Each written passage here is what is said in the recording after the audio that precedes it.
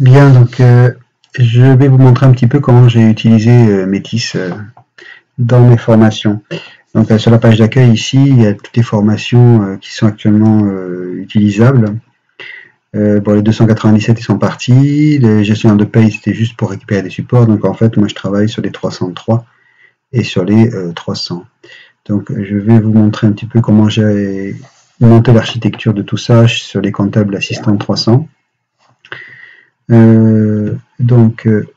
Sur ces comptables assistants, la dernière équipe en date, voilà l'écran qui se présente en fait. Donc vous avez la page d'accueil de comptable assistant et sur la gauche ici, il y a tous les modules qui ont été créés. Donc présent Métis, c'est celui qui est proposé par l'AFPA. J'ai mis un module planning hebdomadaire, etc. Si je vais dans le module préformation, ici, j'ai créé des sous-modules, arithmétique, apprentissage clavier, Excel et Word. Et par exemple, dans l'arithmétique, j'ai créé des sous-modules, on va dire, un par séquence. Voilà, donc la séquence 1, la séquence 2, etc. etc. Si je vais sur la séance 5, par exemple, voilà, je clique dessus, et cette séance 5 de proportionnalité apparaît ici. Donc dans cette séquence 5, j'ai mis des cours en PDF, le corrigé en PDF, des cours supplémentaires, et à chaque fois, dans chaque séquence, j'ai créé un test final. Le test final me permet de voir si le stagiaire a compris la séquence, et surtout, ce test me permet de verrouiller la séance 6. Il ne pourra être disponible que quand le résultat au test final aura atteint un certain niveau de réussite. Voilà. Donc voilà comment j'ai un peu structuré un petit peu tous les cours. Ici, si je vais par exemple dans initiation comptabilité, c'est pareil, j'ai créé plusieurs thèmes. Voilà. Et dans chaque thème, il y a des vidéos. Voilà. Là, par exemple, sur le thème numéro 5, ici, pareil, j'ai créé, j'ai mis à disposition des stagiaires le cours, le corrigé du thème, et puis des vidéos. Une vidéo que j'ai créée moi-même sur ce que je peux faire au tableau, comme je ne pouvais pas le faire pendant le confinement, je me suis filmé en train de le faire, je leur ai mis à disposition. Et puis des éléments comme le plan comptable, des tracés de journaux, des tracés de balance Excel, ça c'est spécifique. Et ici, même déposez vos travaux ici. Pareil, spécial confinement. Voilà, donc voilà comment est constituée l'architecture de Métis. On va retrouver cette architecture, moi je l'ai construite ici, dans Windows. Voilà, j'ai par exemple ici dans ma progression comptable assistant, si je retourne sur l'initiation comptabilité, j'ai fait pareil. C'est-à-dire qu'ici j'ai mes thèmes 1, 2, 3, 4, 5, et dans chaque thème, j'ai positionné des éléments que je vais retrouver sur Métis. Alors il y en a bien d'autres ici, il y a des exercices complémentaires, etc. Mais si par exemple, si je vais dans la paye et déclaration sociale courante, sur le départ du salarié, voilà, on va trouver ici le cours PDF, le corrigé PDF, et puis les différents exercices, les simulateurs, voilà. Donc ce que j'ai commencé par faire, c'est créer une architecture dans Windows, et après, je n'ai plus qu'à copier cette architecture vers Métis. Donc si je reviens sur Métis, ici, voilà. Alors comment on crée ça? Donc vous avez un espace personnel, si vous avez peur de vous tromper, on peut aller dans l'espace personnel, et c'est dans cet espace personnel qu'on va créer des modules, des sous-modules, des séquences. Voilà. Donc dans l'espace qui est le mien, que je peux partager avec un autre formateur, il n'y a pas de problème. Ici, de nouveau, on retrouve l'architecture qui n'a rien à voir. Ici, c'est tous les modules que j'ai créés à un moment donné. Voilà. Donc, dans ces modules, si je vais créer un nouveau module dans cet espace personnel ou sur une formation, mais il vaut mieux toujours commencer par l'espace personnel et ensuite on le copiera. Ici, donc, vous avez tout ce qu'on a sur le côté gauche de l'écran, on va le retrouver ici. Vous voyez, établir la déclaration TVA, le voici, les documents comptables, le voici, etc., etc. Je peux vouloir créer un nouveau module. À ce moment-là, il faut absolument passer en mode édition. Il faut activer le mode édition. Donc, dans ce mode édition, je vais l'activer. Et voilà, il est activé. Et du coup, je vais pouvoir éventuellement tout modifier et aussi me créer une autre séquence, voilà, une section. Donc par exemple, je vais ajouter une section ici. Je vais ajouter une section que je vais appeler séance d'essai.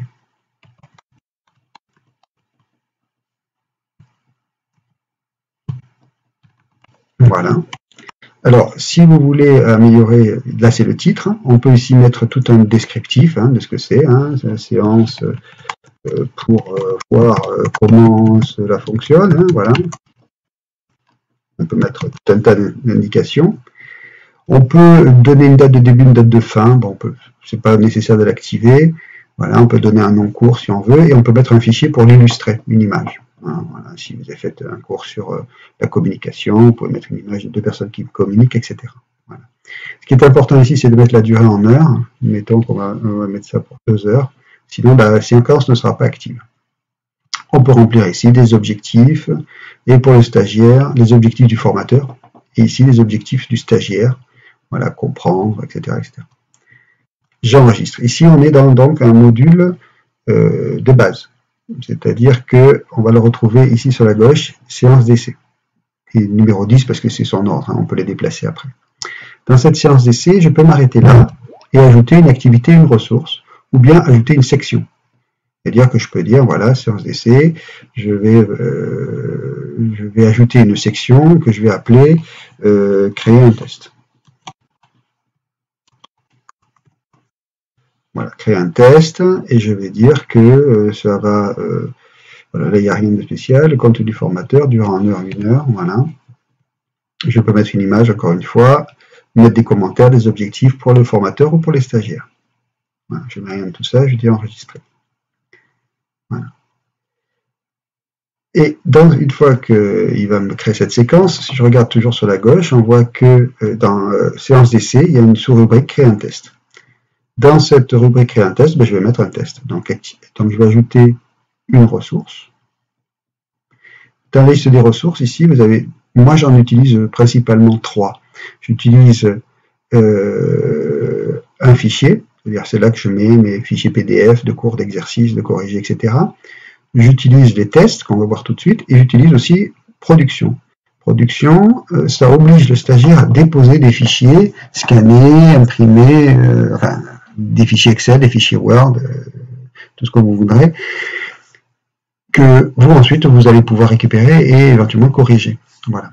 Et puis le test. Donc le test, pour ceux qui connaissaient Online Format Pro et qui l'utilisaient auparavant, on est sur le même procédé. Donc d'abord on va donner un titre du test. Donc test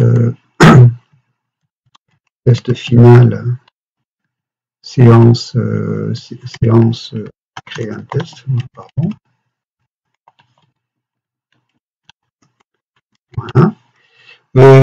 Pareil, on peut lui donner une description, et on peut limiter le temps. Moi, tout ça, je ne fais pas. Enfin, on peut limiter le temps, à quelle date, combien de temps, est-ce que voilà, etc. Bon, comportement des questions. Enfin, il y a plein d'options que moi, je n'utilise pas, mais on peut s'amuser. Et on va l'enregistrer, ce test. Voilà. Alors, très très important. Si je clique ici, et je vais cliquer sur le test pour pouvoir le modifier et le créer, je vous déconseille de passer par là. Il y a une petite astuce qui consiste à aller dans la partie gauche et d'aller ici dans banque de questions. Dans banque de questions, vous allez avoir toutes les questions que vous allez pouvoir créer sur votre Métis. Ces questions sont classées par catégorie. Alors là, c'est très important parce que moi je me suis trompé au départ, j'ai dû tout recommencer. Il vaut mieux créer une catégorie d'abord. Donc, dans les catégories de questions, vous allez créer une question, vous allez créer, voilà, toutes les catégories que moi j'ai créées. Elles sont toutes classées ici. Donc, si vous voulez créer une catégorie nouvelle, vous mettez dans votre catégorie par défaut.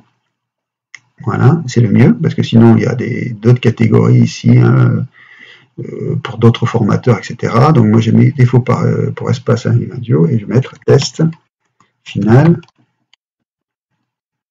Et je vais mettre créer un test. Mais bon, voilà. Voilà. J'ai créé ma catégorie. Voilà. Et cette catégorie va maintenant apparaître dans la liste des catégories. Donc on va la chercher. Elle est ici. test final, créer un test. Vous voyez qu'actuellement, il y a 0 question dans ce test, et puis ici, il y a une poubelle si vous voulez le supprimer. Je clique là-dedans, et là, je vais pouvoir créer tout un tas de questions. Voilà. Si tout se passe bien. Voilà. Donc, ici, voilà, je suis dans ma catégorie test final, créer un test. Très important de vérifier que vous y soyez. Et là, on va créer une question. Donc, créer une question, on peut avoir des choix multiples, vrai, faux, etc., etc. Vous choisissez tout ce que vous voulez. Donc, par exemple, je vais prendre une question à choix multiples. Voilà. Et donc, il y a un bouton qu'on ne voit pas ici, hein, qui est ajouté. Hein, c'est parce que mon écran est petit. Voilà. Donc, le nom de la question, moi, en général, je mets test Q01. Hein, voilà. Donc, quand c'est une séquence, vous faites ce que vous voulez. Texte de la question. Alors, la question, c'est est-ce que c'est facile de créer un test? Voilà. Et là, j'ai tout un tas de réponses possibles. Alors, vous avez un feedback général, c'est-à-dire une réponse quand le stagiaire va répondre, vous pourrez lui faire un retour en précisant certaines informations. Ici, vous avez la possibilité de donner une seule réponse, donc des cases, je dirais, à option, ou des cases à cocher s'il s'agit de plusieurs réponses multiples autorisées. Et ensuite, vous avez vos réponses. Donc là, par exemple, je vais dire oh, oui, c'est facile. Voilà. Éventuellement, un feedback propre à cette réponse-là. Si c'était la bonne réponse, vous pouvez dire ah ben, bravo, c'est la bonne réponse. Voilà. Une réponse 2, par exemple, non, c'est difficile. Voilà. Un feedback aussi. Et puis, il faut choisir. C'est-à-dire, vous allez choisir ce que vous voulez comme réponse. Donc, si vous avez choisi une seule réponse possible, quand vous déroulez ici, vous allez dire que cette réponse-là, ça donne du 100%, parce que vous souhaitez que la bonne réponse, c'est oui, c'est facile, et aucun pour la suivante. Si par contre vous avez 5 questions et il y en a 2 qui sont bonnes, vous dites réponse multiple autorisée, et ici, si sur 5 questions, s'il y en a 2 de bonnes, ben, la première donnera 50% et la deuxième donnera également 50%. Donc là, j'en ai mis, voilà, il n'y a qu'une bonne réponse, une seule réponse, voilà. Si jamais vous avez besoin de beaucoup de suggestions, hein, il n'y a pas de problème, vous voyez, il y en a beaucoup, il y en a 5 déjà par défaut, puis vous pouvez en ajouter 3 supplémentaires, et ainsi de suite, hein, on peut ajouter comme ça, beaucoup. On enregistre, et vous venez de créer votre première question. Voilà. Dans votre banque de questions. Voilà. Donc on peut, alors si vous voulez créer une deuxième question rapidement, vous pouvez, alors, on peut la modifier, mais vous pouvez aussi faire un copier, bam, voilà.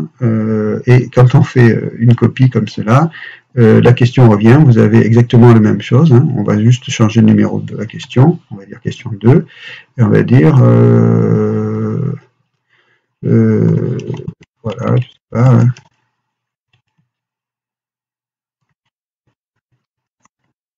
Voilà. Donc, et là, pareil, donc vous avez, il a repris la structure de votre question précédente, hein, c'est-à-dire que la première réponse, c'est 100%.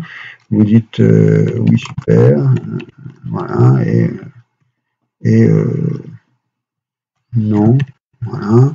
Et puis une question 3, une réponse 3, voilà, j'en rajoute des possibilités supplémentaires. Voilà, et donc ici, par exemple, je vais mettre la question 3 et j'attends qu'il réagisse. Voilà, et je vais pas regarder.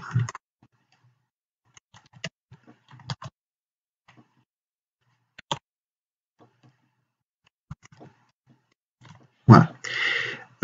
Donc la bonne réponse est la 1, mais on pourrait dire, pareil, comme tu disais tout à l'heure, plusieurs réponses possibles. Et on enregistre. Voilà, donc là on a créé par exemple 2 questions, on peut faire du vrai-faux, on peut faire des textes à trous, on peut faire tout ce qu'on veut, il faut tester, il faut s'amuser, pour voir un petit peu toutes les possibilités. Donc maintenant qu'on a terminé, on a mis 2 questions, hein, moi j'ai l'habitude de créer toutes mes questions à l'avance. Ensuite on va revenir sur la séance d'essai ici, dans ma partie gauche, créer un test. Voilà. Et je vais revenir sur mon test final.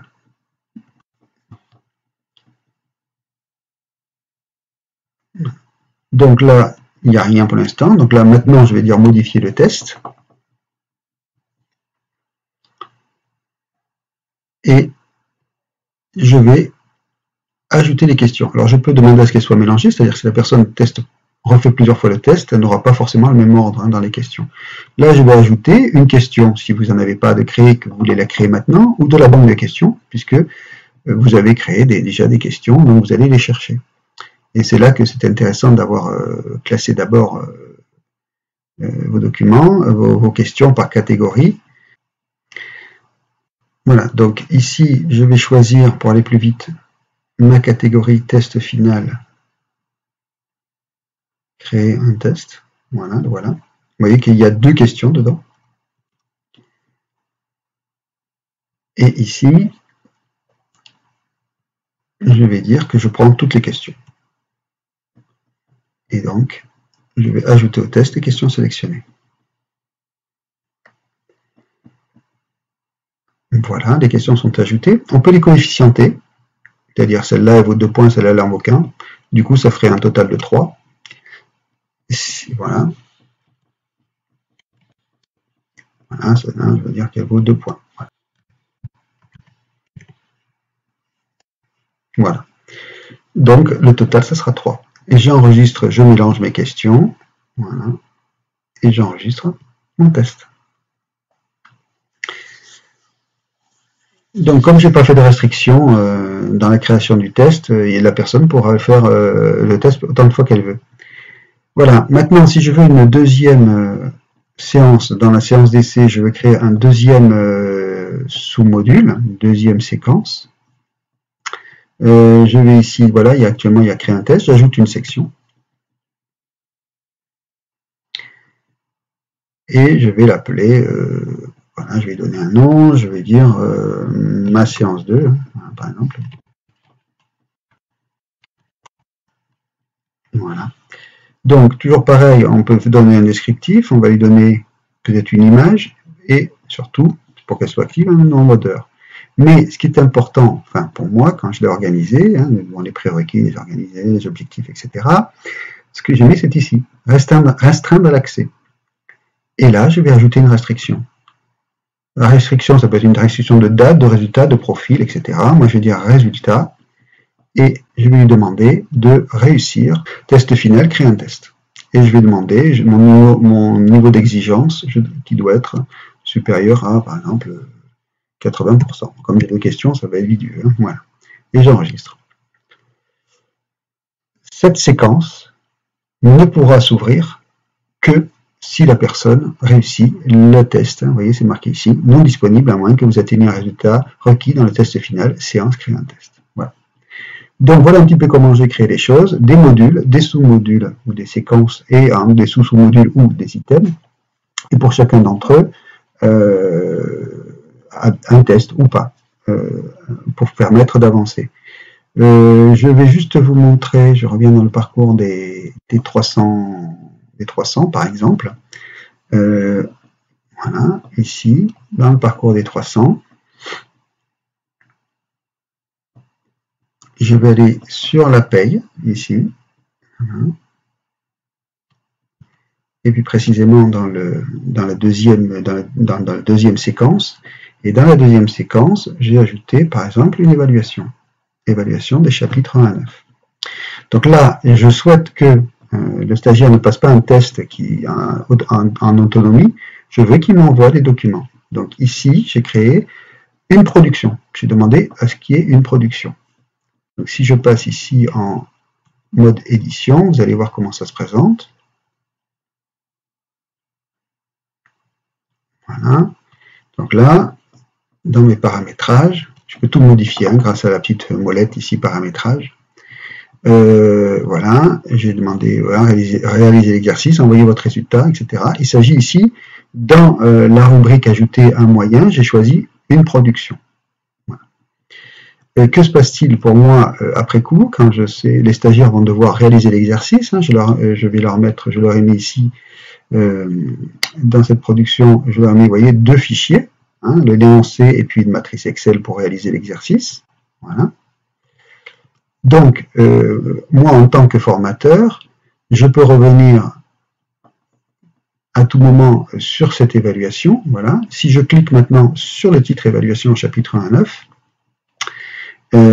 il va me dire que il y a 12 personnes qui participent à cette évaluation et qu'il y en a 11 qui m'ont remis l'évaluation. Donc, corriger et évaluer tous les travaux remis. Je vais cliquer sur ce lien. Voilà. Et là, j'ai effectivement tous les stagiaires qui m'ont rendu.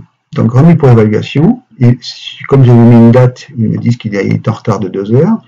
Voilà. Et là, ce travail, je l'ai évalué. Donc, il y a marqué évalué. Alors, comment ça se passe pour l'évaluer? On clique sur résultat. Je vous conseille de faire un clic bouton droit et ouvrir dans un nouvel onglet de façon à garder une vue sur cette page-là et en plus avoir une vue sur le résultat. Donc, si je prends le stagiaire, le premier stagiaire, ici, donc je peux me promener ici par stagiaire, hein, taper leur nom et accéder directement à un stagiaire ou passer de l'un à l'autre avec les flèches. Voilà.